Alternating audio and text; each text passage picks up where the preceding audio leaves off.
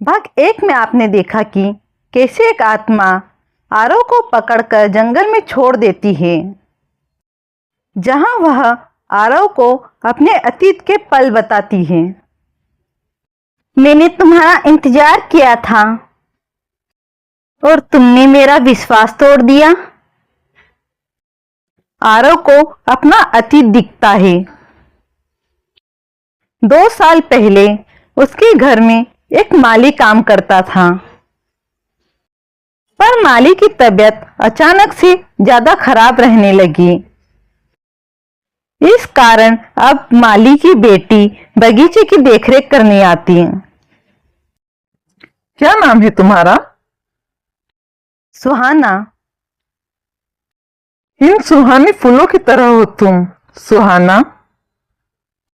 सुहाना और आरव में रोज बातचीत होने लगी और धीरे धीरे उनकी बातचीत प्यार में बदल गई। आखिर तुम्हारे और सुहाना के बीच में चल क्या रहा है? कुछ भी तो नहीं पापा। मैंने खुद ने देखा है तुम लोगों को आपस में बातचीत करते हुए। और तो और कल यह दोनों मार्केट भी गए थे पापा।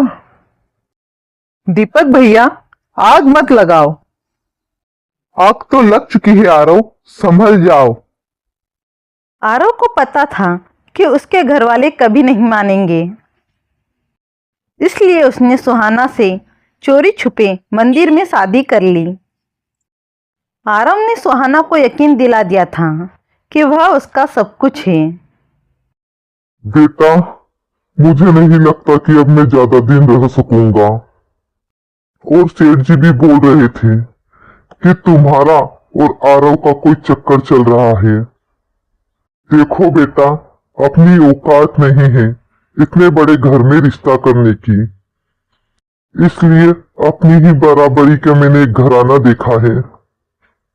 राजू, वो जो सेठ जी के यहाँ लाइट फिटिंग और लाइट सुधारने का काम करता है।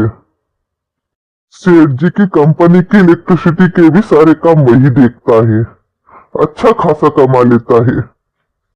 मैं मरने के पहले तुम दोनों की शादी करना चाहता हूँ। पर मेरी शादी तो हो चुकी है पापा। मैंने और आरव ने मंदिर में शादी कर ली है। थोड़ी सोच समझ के बोल कुलक्षणी। सुहाना की दादी को इस बात पर गुस्सा आ जाता है। ये क्या बोल रही हो तुम? मैं सही बोल रही हूँ। भगवान को साक्षी मानकर आरव ने मुझसे शादी की है। उसने कहा है कि वह जल्दी ही अपने माता पिता को राजी करके पूरे रीति रिवाज से मुझे अपने घर की बहू बनाएगा। अरे कम अकल, ऊंचे घर के झूठे वादे। तू बात को समझ। कहाँ वह पढ़ा लिखा और कहाँ तुम 10वीं पास लड़की। पर पढ़ी लिखी तो हूँ। पर फिर भी अकल नाम की चीज नहीं है। नाक कटा दी तूने हमारी। क्या हुआ आरव? कहाँ खो गए?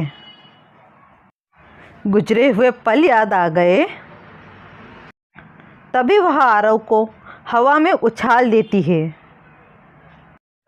आरव धड़ाम से जमीन पर गिरता है। आखिर कैसे हुई थी सुहाना की मौत?